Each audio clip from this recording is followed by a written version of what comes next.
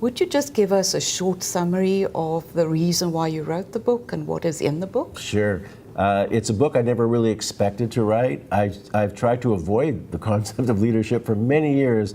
When I studied emotional intelligence from 25 years ago on, it was really focused on the individual.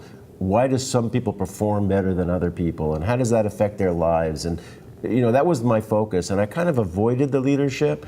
And it may be partly because I didn't want to find my own flaws as a leader and didn't want to look at that.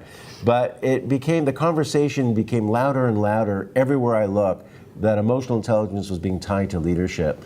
And the conversation was going in strange directions. There were people saying things like, well, it probably counts for 85% of leadership, to next to none of leadership. So it was all over the place, and it wasn't very evidence-based. It was very messy.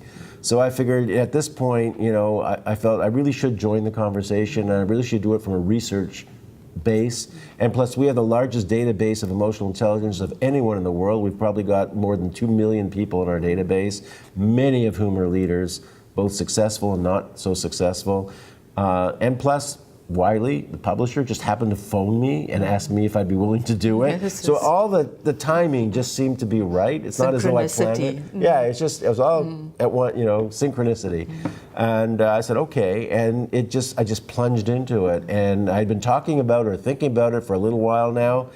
And then once I got into actually formally writing a book about it, I dove into it. I lived it for like 7 months and looked at our own research that we've published and some that we haven't published. And then I've looked at other people's research and done dozens of other books. And that's really what brought me to it. What do we conclude, or what do we say? I think it sort of points towards what leaders of today need to be successful, leaders of tomorrow. And 4 things stood out. And they all relate to emotional intelligence. One is authenticity. If you're not authentic, real, or believable, you're not going to succeed as a leader. The second one was coaching. People today in the workplace want to learn, they want to develop, they want to get something out of the workplace. It's not just a matter of telling people what to do and standing back. And the third one is what I call insight, but what it really means is having a purpose to your work, having a reason. People want to come to work because there's something there in it, not just for them, but for the world. They're making a difference, value, change.